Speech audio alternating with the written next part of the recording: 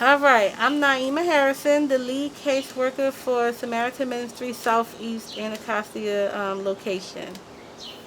And good morning. I'm Jane Bishop, the lead caseworker in the Northern Virginia office on Columbia Pike. We're here this morning to show how we've been responsive with social distancing. Notice we have our masks on. At our different offices. So Naima and I are going to tell the stories of how we do this. So, servicing our participants during the COVID has not been an easy task. So we have, as a team and then just as individuals, been thinking of ways how we can still promote safety, social distancing, but how we can still provide the needed services to our participants and just the overall community. So with the help of my co-workers, Miss Jane, Deidre, Sophia, just the whole staff, and one of my lovely volunteers, Miss Gloria Ducker, I have been able to come up with multiple ways of how to continue to service participants. One way is to make sure that we feel the need for food. As everybody know, on the television they talk about, the market shortage of groceries and toiletries, and I'm pretty sure that in our personal life we probably ran into some sort of going to Costco's and they don't have toilet paper.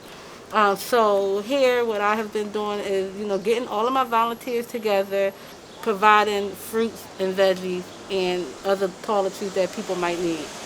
So 2 months ago we hosted, was it 2 months ago or last month? I don't know. Time is all bending in together because, Absolutely. Yeah. right, what's going on. But we hosted an event, and not only did we service just our participants, we were able to bring in new participants because we serviced the community in general. So that event was a success. And then we had, with the help of St. Timothy's Church, that's also in the Anacostia area. They helped us provide a red bag lunch day. I keep getting tongue twisted because I want to call it the brown bag, but the bags were actually red. So that was a good success because not only were we able to help participants, we also gave out to people in the neighborhood, and that was good because it was walking food. So, as you know, a lot of our participants are displaced. And I don't want to just use homeless because people automatically think homeless is just sleeping on the street, which is not. It's couch surfing, just not having a place of your own. It could just be labeled as a lot of things. Using social distancing, I have participants, line up, and I can talk to each person, with a little bit of confidentiality, low tone of voice, trying to help out each participant as much as I can. Exactly. And what we have in common is that we both do our services on porches. Right? Yeah. So that's why we're presenting to you outside today on porch. What I've done in Northern Virginia, I have a porch that has a front steps and a back steps. So I bring people up the side. We have chairs set up at 6-foot intervals to reinforce social distancing. I check them in confidence and ask them what has brought them to Samaritan Ministry that day. Often, in my case, it's the mail. We seem to be a major mail source for folks because if you're a member of a vulnerable population, you may not be on the street, but you do not have a permanent address, and mail is essential.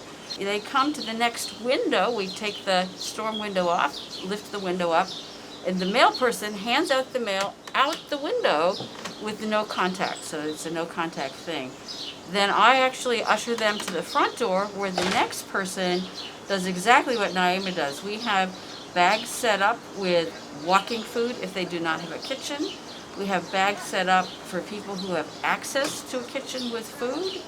We have masks available, water bottles available, and toiletries. Everything from deodorant to laundry soap to shampoo.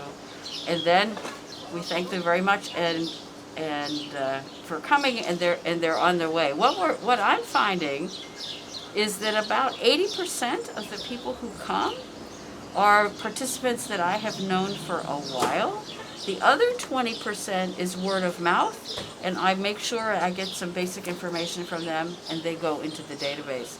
So I'm looking forward to opening when we can do full services, as I'm sure you are too. I make sure that I make it my business to call as many participants as I can just to see how you're doing. Most of my phone calls, honestly, are just wellness checks. And you would be amazed because, especially for the older participants that just want to vent, just want to talk. I mean, I have had participants just cry over the violence that's going on, or just call me in frustration about the lack of services that they're able to receive, and not just from small organizations like Samaritan, but from the social service office, the disability office, the don't get me started on the unemployment office. I agree. So it just feels good for me to be that shoulder to lean on in their time of need. We are hoping that this COVID virus disappears soon. Working with vulnerable populations, the change that I see when we open up, I've been looking at Arlington a lot because that's where I work. We often deal with vulnerable populations or people who really know how to work the system because they understand it. They've got a street level understanding of what's going on. Which is needed. I think we're going to have a group coming in who don't have that street level understanding, but who are newly vulnerable at the end of COVID. Yes. So I think we also need to be really sensitive to a new, expanded population that we'll be serving and helping with God's help.